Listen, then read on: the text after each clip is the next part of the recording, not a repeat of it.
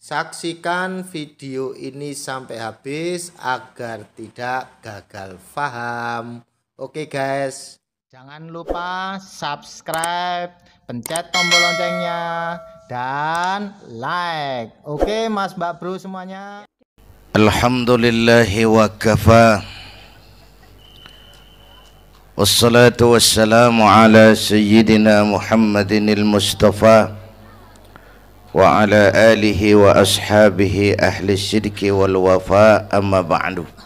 Hadirin hadirat yang saya cintai, alhamdulillah malam ini kita sudah banyak mendapat mutiara-mutiara yang sangat berharga yang baru saja disampaikan oleh Bang Haji Roma Irama. Saya yakin besar manfaatnya buat kita semua. Mudah-mudahan apa yang kita dengarkan bisa kita amalkan. Saudara-saudara, sekarang ini banyak orang bisa memberi contoh, tapi sedikit orang bisa menjadi contoh. Ngasih contoh mah gampang, jadi contoh susah. Karena beliau manusia. Laqad ja'akum rasulun min anfusikum. Kalau kambing disuruh nyontoh ayam, yang nyuruh nyontoh kagak punya pikiran. Ya, kagak level. Kambing mah nyontohnya kambing, kebo nyontohnya orang, nyontohnya orang. Makanya nabi kita orang, bukan malaikat, bukan jin, bukan dewa, manusia. Kalau manusia disuruh nyontoh manusia, itu perintah masuk akal, predispositionnya sama. Kalau disuruh nyontoh malaikat mah ribet kan. Malaikat bagaimana nyontohnya, dia mah tidur kagak, makan kagak, sama duit budeg, sama perempuan kagak open, lah susah nyontohnya. Ya, Superman tuh biar hebat nggak bisa dicontoh Superman, bagaimana terbangnya? Lagian pakai celana dalam di luar, Pak. Nggak bisa dicontoh Superman mah. Nabi kita manusia utuh, cuman sungguh pun manusia, kualitasnya beda. Ini namanya basyarun la kal basyari. Manusia memang, tapi jangan samain, bobot bibitnya beda. Contoh, kita nih manusia, kita tidur. Nabi kita manusia, beliau tidur. Tidur Nabi, tidur mata doang, hatinya nggak pernah tidur. Tuh bedanya sama kita tuh. Tidur kita keblek, asal tidur habis-habisan. Lagi kita manusia, kita keringetan. Nabi kita manusia, keringetan. Keringet Nabi harum wangi, bau minyak kasturi, zaman belum ada parfum. Keringet kita udah rasain aja masing-masing dah, jangan pakai dikebet udah.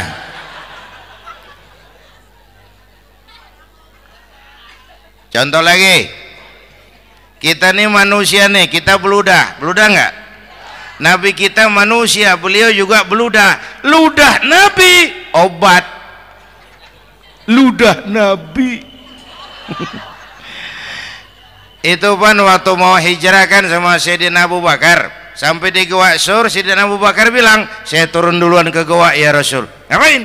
Bersihin gua, takut ada binatang berbisa. Silakan turun. Sayyidina Abu Bakar bersihin gua, bener tuh, tangannya digigit kalajengking, sakit, ngebet, bengkak. Kalajengking Arab ya, emang di Arab kejadiannya. Heran nyaut aja bener. Ditahan aja, udah aman ya Rasul, silakan turun. Lama-lama dalam gua berduaan kelihatan juga Sayyidina Abu Bakar mukanya pucat. Nabi tanya, "Mabalu kayak Abu Bakar?" Abu Bakar kenapa? Enggak apa-apa. Berat meninggalkan Mekah? Enggak. Malas hijrah ke Madinah? Enggak. Takut diubur-ubur Quraisy? Orang kata enggak, itu mah enggak. Lah kenapa muka kamu pucat? Tangan digigit kalajengking. Ngapa nggak ngomong dari tadi? Saya nggak mau nyusahin Tuhan ya Rasul, biar saya tahan, asal jangan nyusahin Tuhan. Ah, jangan begitu kau. Sini tanganmu, diambil sama baginda Nabi. Bismillahirrahmanirrahim. Cuh, diludahin, ringkes, sembuh saat itu juga. Ludah Nabi.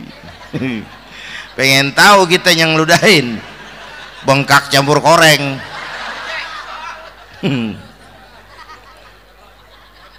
Satu tuh alasannya kenapa Nabi dijadikan contoh, karena manusia, kalau manusia disuruh nyontoh manusia pasti bisa dong ya.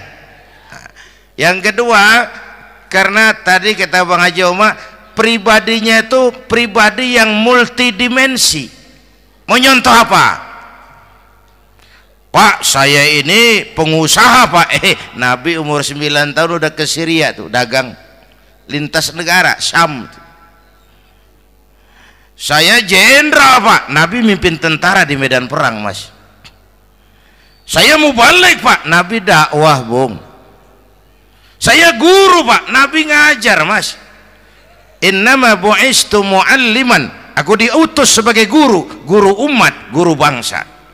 Saya politisi Pak. Nabi diplomat ulung Bung.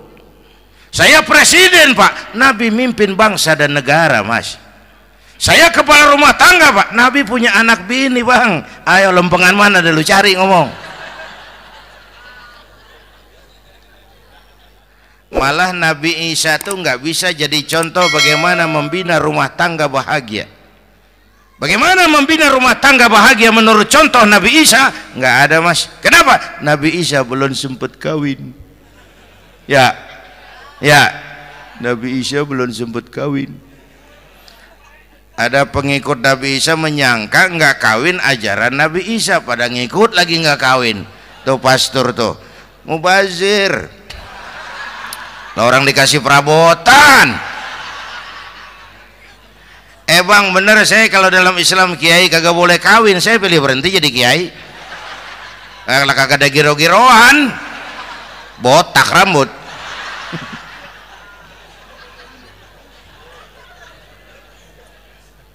Makanya Bang Haji Oma cerita poligami saya girang banget tadi. Bukan yang ngomong ahlinya soalnya.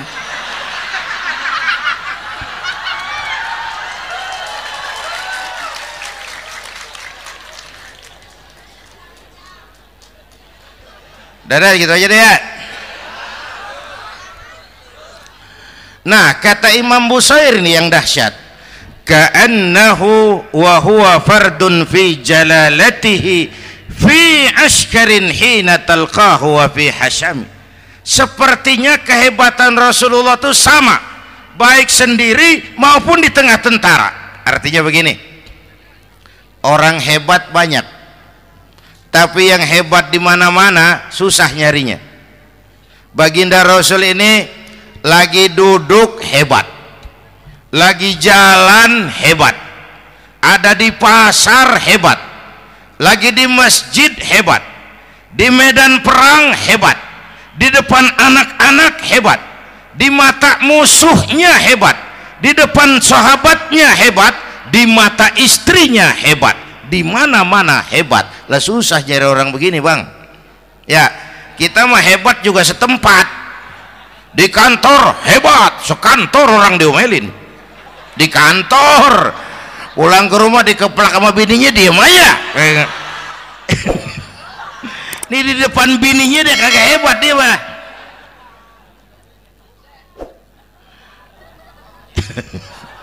Oke, lalu kalau begitu soalnya apa yang mau kita contoh? Saya sampaikan 3 aja. Pertama, Nabi kita ini tokoh yang sejak kecil udah ditempa kesusahan. Bu, Tadi kata Bang Haji, Islam mengangkat derajat kaum perempuan karena perempuan banyak melahirkan orang besar. Lihat Sayyidah Aminah, ibunda baginda Nabi, melahirkan anak pertama tanpa didampingi suami. Meninggal suaminya, sedih hatinya, remuk perasaannya, tapi tegar jiwanya. Dilahirkannya bayi bernama Muhammad, diasuhnya penuh kasih sayang, diantarnya menjadi orang besar dan memang dibesarkan oleh Allah. Itu contoh tuh Bu. Bilangin anak-anak tong, bocah Nabi ngangon kambing tong, sekolah tong, jadi orang gede. Baba lu tibang tamat SD, lu sarjana lu. Baba lu cuman jadi RT, lu jadi camat lu. Biarin malu baba lu, pala jadi kaki, kaki jadi pala, asal lu terus sekolah. Bu, anak sekolahin, gelang doang digedein lu. Nih kan kita Betawi nih pendidikan ngentengin banget kotan. Udah dong, jangan tinggi-tinggi sekolah udah. Ngapa mak? Baba lu kagak sekolah hidup noh. Hidup dong, pun jamu monyet juga hidup. Bu, anak sekolahin.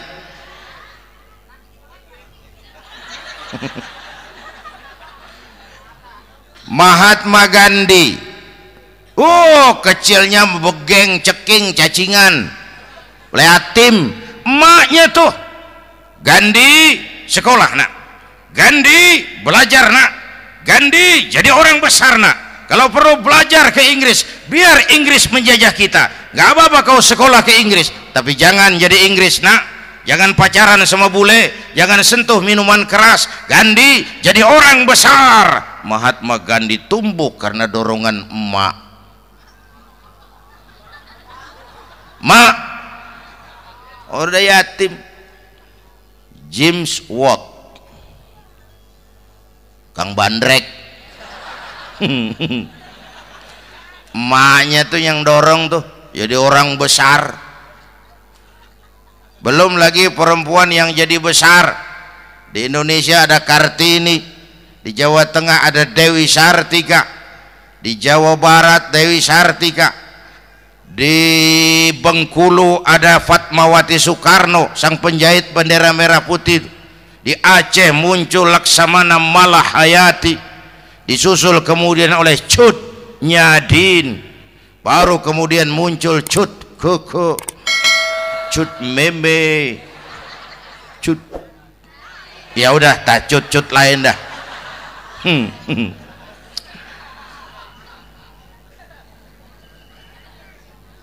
Nabi ke remajanya nggak dikolokin, tegar, tahan bantingan, nggak cengeng. Begini bang, kalau bahasa kita nih, bahasa Betawi nih, orang mah bang kalau udah biasa susah ketemu susah nggak kaget udah. Ya kita Betawi kan masuk udah nukangin. Susah mulu. Saya santri nih biasa makan kangkung, datang ke rumah temen dikasih kangkung, makanan gue ini mat, dikasih daging ayam lah nambah, emang apa? Orang mah kalau biasa susah enak nggak kagetan. Saya santri biasa tidur di masjid, disuruh nginep di hotel lah pules nggak?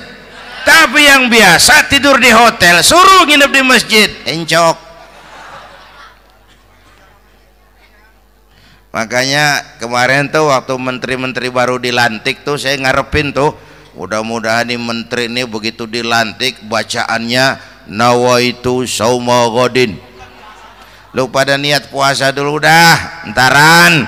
Puasa kan bukan kagak boleh, nunda doang, nunda puasa mah. Tempe boleh maghrib, tahu boleh maghrib, air kelapa boleh maghrib. Lu menteri pada mau naik mobil mewah boleh, ntar kalau ekonomi udah mendingan, rakyat udah pada legaan napasnya. Ya sebab apa? Itu duit buat mobil para menteri kan duit negara kan duit rakyat. Duit rakyat kan duit gue juga, itu ada di situ. Gue bayar pajak. Sayangnya kebanyakan pejabat kita asal dilantik aja bacaannya Allahumma lakasumtu, niat buka puasa. Orang buka puasa kan kemaruk, apa jadi gares ya? Bu, jadi benar Islam mengangkat harkat, derajat, martabat kaum perempuan. Kata Bang Haji Umar tadi, dengar nggak tuh? Waktu Nabi ditanya, ya Rasul, siapa yang paling harus saya taati di dunia? Ibumu. Setelah itu ibumu. Setelah itu ibumu. Setelah itu bapakmu. Ibu 3 kali disebut, bapak. Coba pikirin, ibu 3, bapak 1 bapak. Ini bagaimana ngitungnya, jadi kerok begini nih ngitung nih.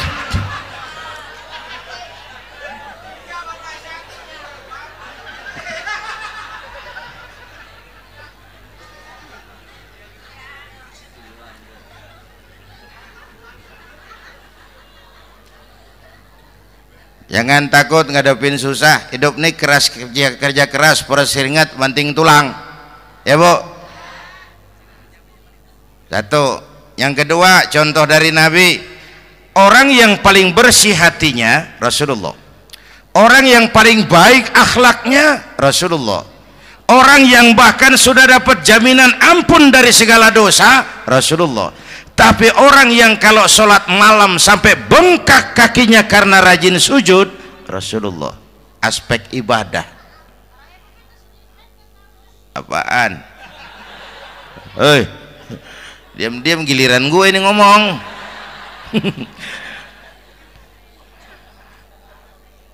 Lo ngomong lagi, udah gue pulang.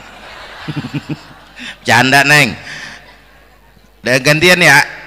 Ya, apaan urusan?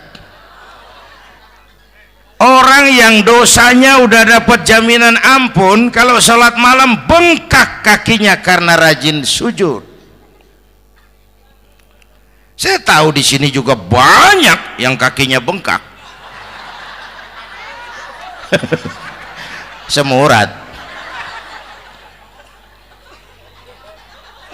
Oke. Kira-kira 3 minggu yang lalu saya menghadiri haul akbar Syekh Maulana Malik Ibrahim di Gresik, haul ke-609. Dari situ saya ke Surabaya ikut zikir sama keluarga besar Tarbiyatul Qulub. Waktu zikir saya terkejut, ada kalimat yang dibaca ratusan kali menyentak perasaan saya. Kalimatnya sederhana, kita hafal, yaitu kalimat ana Abdullah. Dibaca ratusan kali, ana Abdullah, ana Abdullah, ana Abdullah, ana Abdullah. Buat saya itu menyentak karena memperteguh komitmen saya hamba Allah, saya hamba Allah. Ah, itu mah Pak Zainuddin kan biasa, itu mah kita semua juga hamba Allah. Betul. Ayo kita bikin luar biasa. Saya mau tanya, Bapak, Ibu hamba Allah apa bukan? 3 orang. Ibu hamba Allah apa bukan? Hamba Allah. Kata siapa? Nah, kata ibu sendiri. Kalau kata sendiri, pan namanya pan ngaku. Ya, orang ngaku mah boleh dong, tiba ngaku, namanya juga ngaku. Cuman diakuin apa enggak, kita pan belum tahu. Ngaku mah murah, diakuin mahal. Ya, yang gampang dah. Ibu kenal sama Presiden SBY? Kenal. Presiden SBY kenal sama ibu?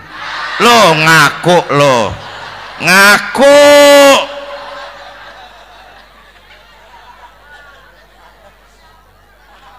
Saya hamba Allah, kata saya.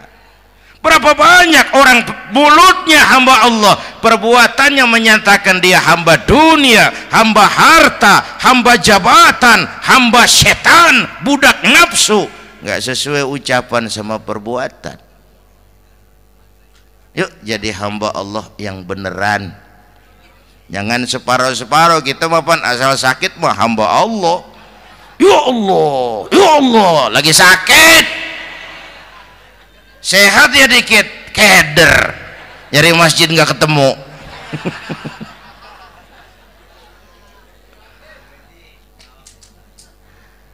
Apalagi kata Bang Haji tadi nih, kita nih kan zaman entertain nih. Orang pada pintar bikin bungkusan sekarang Bang. Ya, abad entertain, orang pada bangun pencitraan. Tadi itu kiai sama dukun tipis bedanya. Dukun pada pasang iklan sekarang, ketik reg.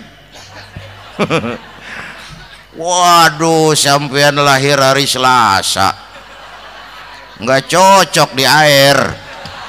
Ono di hutan sono. Larang udah dagang es jadi berhenti. Nggak cocok di air.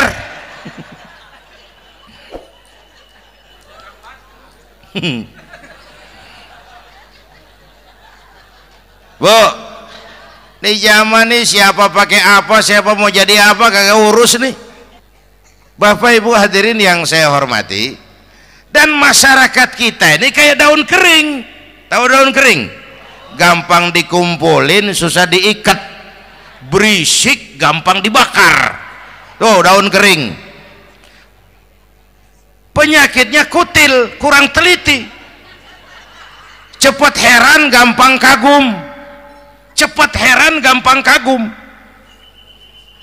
Dulu ada tuh satu hari tabrakan di jalan kenceng, buah, korban jatuh belepotan darah, dikerubungin orang banyak. Datang wartawan mengambil gambar dari dekat, susah, orang banyak bener ngerubung. Cari akal nih wartawan, tolong saya dikasih jalan ke dekat korban. Orang nengok semua, saudara siapa? Saya bapaknya korban katanya. Dia ngaku bapaknya korban. Ya orang minggir semua, minggir, ini ada bapaknya korban. Orang minggir semua, dia maju ke depan korban. Sampai di depan korban pucat mukanya tuh wartawan. Kenapa? Yang ketabrak anak monyet Pak. Dia udah kedongan ngaku bapaknya korban.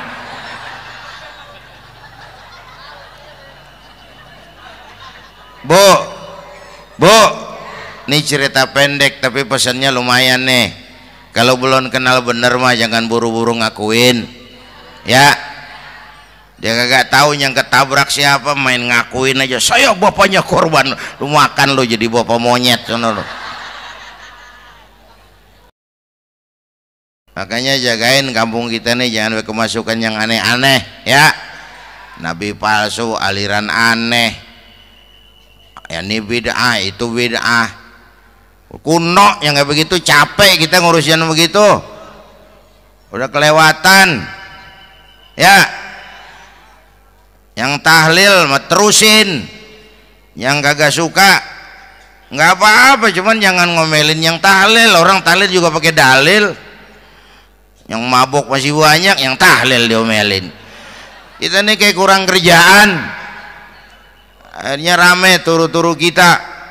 Padahal yang harus kita kembangkan kan rukun antar umat seagama, rukun antar umat beragama, rukun antar umat beragama dengan pemerintah. Kata Bang Haji Omar tadi, rukun antar umat seagama. Turu-turu kita muslim nih kudu rukun.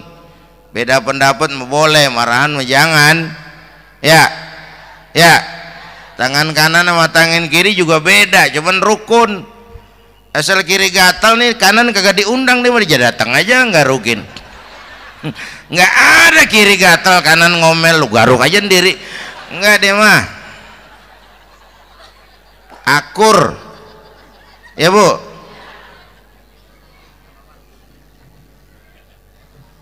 Yang kedua rukun antar umat beragama. Islam ini rahmatan lil. Yang ketiga rukun antar umat beragama dengan pemerintah. Ini mah kita kan bermasyarakat sama juga sembahyang berjamaah, ada imam ada makmum ya. Nih rakyat kalau jadi pemilih yang pintar ke depan, nah mau milih wali kota kayak gubernur kayak presiden kayak. Sebab apa? Sholat berjamaah kan siapa makmum kagak penting Bang. makmum mah siapa aja boleh ya, tiba ngikutin dia mah ngaji dia mah gimana kayak nggak ada bab pemilihan makmum, nggak usah makmum mah kagak usah dipilih, siapa aja boleh ya. Bang, tuh orang budak bang, boleh jadi makmum, bacanya kagak fasih, boleh jadi makmum, ketinggalan 1 rakaat boleh jadi makmum, tapi nggak tiap orang boleh jadi imam. Siapa yang dipilih jadi imam? Pertama, a'lamuhum, kata Nabi, orang yang paling alim di kampungmu siapa? Angkat jadi imam, yang paling alim, bukan yang paling tua. Tua juga kalau kejemur kisut. Dulu tuh Nabi Adam waktu diangkat jadi khalifah kan bekalnya apa? Wa 'allama Adam al-asma'a kullaha, al-asma' ay al-ulumul katsirah. Dulu zaman Fir'aun perang sihir sama Musa, sekarang perang visi dan misi. Punya ilmu, Bu, ngerti urusan dari tetek sampai bengeknya. Kalau ngikutin imam yang alim pan enak, bisa dipertanggungjawabkan. Hati-hati milih pemimpin, maksudnya Bu, jangan terjebak oleh penampilan. Emas pasti kuning, bener? Apa semua yang kuning pasti emas? Udah paham dulu. Ustadz, kenapa? Di kampung saya ada 2 orang alimnya sama. Yang mana yang jadi imam? Afsahuhum, yang lebih fasih lidahnya. Yang satu alim pelok, yang satu alim kagak pelok. Nah, yang kagak pelok suruh jadi imam. Kenapa? Nggak sah orang fasih bermakmum kepada imam pelok. Ustadz, imam pelok, makmum pelok semua. Sah. Namanya kampung pelok, biarin. Susah diurusin udah itu. Apa sih artinya fasih? Yang enak deh, nyambung. Pegel kalau punya pemimpin kagak nyambung sama rakyat. Ya, rakyat mau yang ngidul deh ngalor, rakyat mau yang ngulon deh ngetan. Lah kan capek rakyat, kagak nyambung. Makanya kalau jadi imam pesan Nabi, idza amma ahadukumun nas falyukhaffif. Kalau kamu jadi imam, ringankan sholat kamu. Itu makmum nggak sama kekuatannya. Jangan panjang-panjang kalau jadi imam, kudu tahu keadaan makmum. Tuh makmum ada yang udah tua rentak, diri aja udah gemeter. Ada yang punya darah tinggi, kalau sujud kelamaan palanya ngebet. Ada yang udah janji tuh makmum habis sembahyang mau terima duit. Kalau imam kelamaan, kalau saudan makmum. Ya, nyambung. Jangan udah diangkat jadi imam saenake dewe. Salat isya berjamaah, rakaat pertama selesai Fatihah Yasin. Makmum ikut mengikut, cuman bari ngancem. Besok gua tawiatin balik lagi udah. Kagak nyambung. Kalau nggak nyambung tuh capek, Bu. Jangan tersenyum kepada orang buta, jangan berbisik kepada orang tuli. Kagak nyambung. Orang buta diajak senyum, bagus sih maksudnya, cuman kan rada mubazir. Orang kagak paham. Cari pemimpin yang nyambung. Kalau memang masyarakatnya suka tahlil, cari pemimpin yang suka tahlil. Rakyatnya suka maulid, cari pemimpin yang suka maulid, supaya nyambung, kagak pegel kita.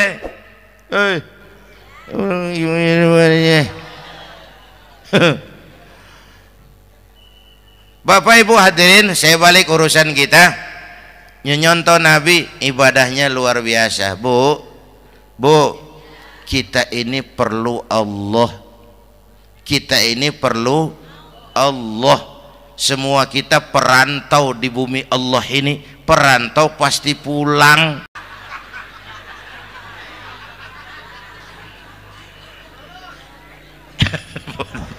Bolot, bodoh kalau ada perantau, dia sadar dia perantau tapi nggak pernah mikirin pulang.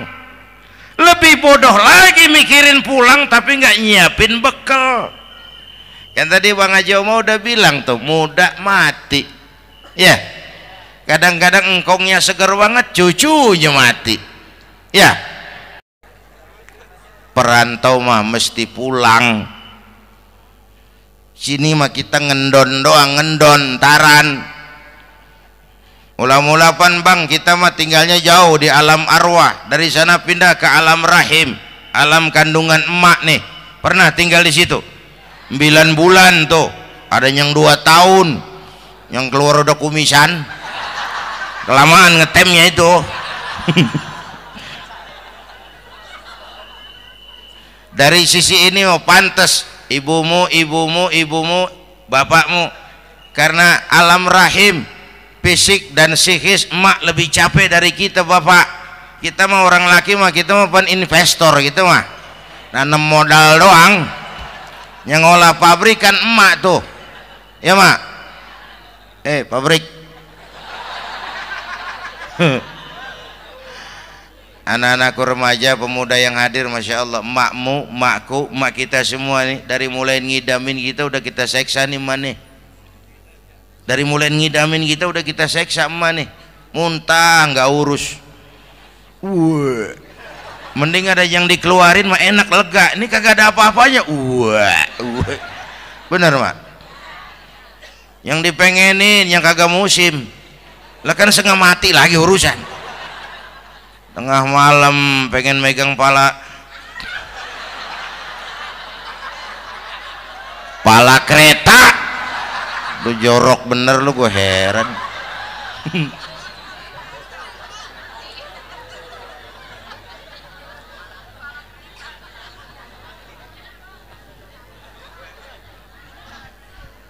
Bapak Ibu hadirin, yang ketiga terakhir, contoh dari baginda Nabi. Modal utama perjuangannya adalah akhlak. Memperbaiki akhlak, pakai akhlak. Rasulullah ngajak, bukan ngejek. Rasulullah merangkul, bukan mukul. Rasulullah pakai argumen, bukan pakai sentimen. Tujuannya adalah kebenaran, bukan menang-menangan. Prinsip dakwahnya basyiru wala tunafiru, yassiru wala tu'assiru. Gembirakan orang, jangan ditakut-takutin. Mudahkan urusan orang, jangan dibikin sulit. Di masyarakat memang mendingan rakyat rendah berakhlak tinggi daripada pejabat tinggi berakhlak rendah. Dulu tahun 50-an orang kita kalau pergi haji ke Mekah 6 bulan. 6 bulan tuh orang udah pada lupa aja baru pulang. 6 bulan orang yang ada cuman kapal laut, Mekah Madinah onta, banyak rampok lagi di gurun pasir Baduy itu.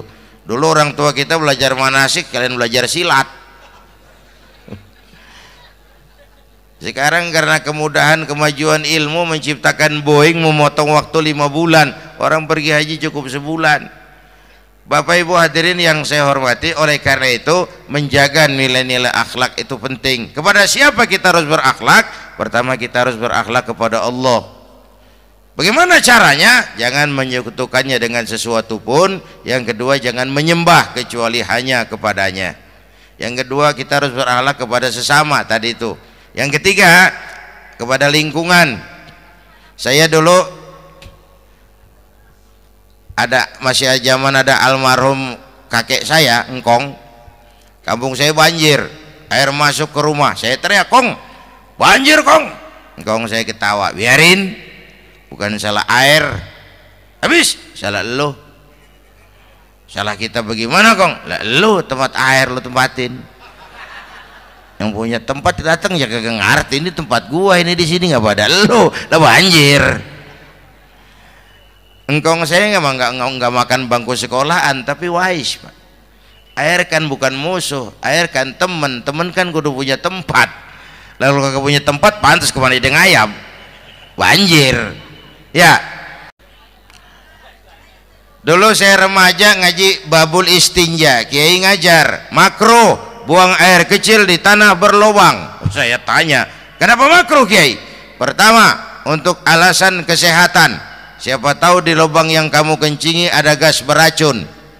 Kalau tidak Kiai, kalau tidak maka artinya melindungi binatang yang ada di dalam lubang. Siapa tahu di lubang yang kamu kencingin ada semut sedang rapat membahas laporan Susno Duaji. Apa dosanya lalu mati dikencingin? Ini namanya rahmatan li semut. Saya mau bilang alam sekarang tidak seramah dulu karena kita juga nggak ramah sama alam. Bapak Ibu hadirin yang saya hormati, padahal watak Islam rahmatan lil alamin.